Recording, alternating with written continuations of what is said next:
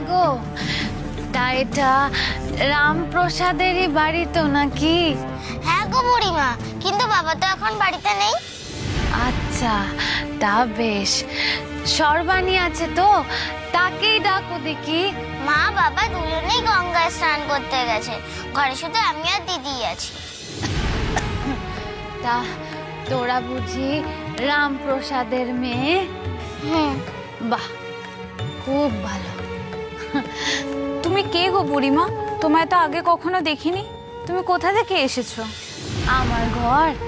আমার ঘর সেই অনেক দূরে। ও আচ্ছা, তো কি দরকার বলো, আমরা তো আছি।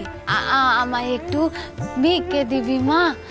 আমি এত দূর থেকে রামপ্রসাদের বাড়িতে এসেছি ভিক্ষে নেব বলে।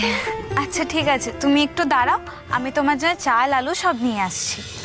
আচ্ছা আচ্ছা, তার আগে আমাকে একটু জল দে দেখি, অনেক দূর থেকে এসছি তো, হাঁপিয়ে গেছি।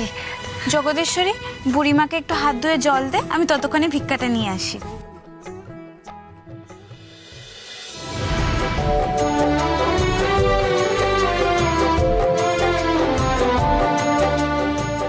দে মা, দে।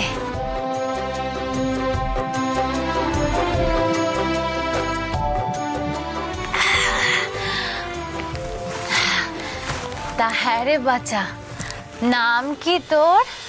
জগদীশ্বরী। বাহ, আর ও এতে বুঝি তোর দিদি হয়? পরমেশ্বরী। বাহ, জগদীশ্বরী পরমেশ্বরী, ভারী সুন্দর নাম। তা মা, ওই যে তোদের ঘরে কালী মূর্তিটা আছে, ওটা ভারী সুন্দর, ভারী সুন্দর। তা ওটাতে বুঝি নিত্য পুজো হয়?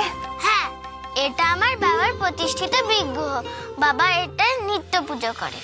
বাহ, দেখে আমার প্রাণটা একেবারে জুড়িয়ে গেল। তা আর কোনো বিগ্রহ এখানে পুজো করা হয় না? কেন হবে না? দেখছো না, শিবলিঙ্গ আছে, লক্ষ্মী ঝাঁপি আছে, পট আছে, ঘট আছে। ও আচ্ছা আচ্ছা, আমি এটা রেখে আসি। বেশ বেশ।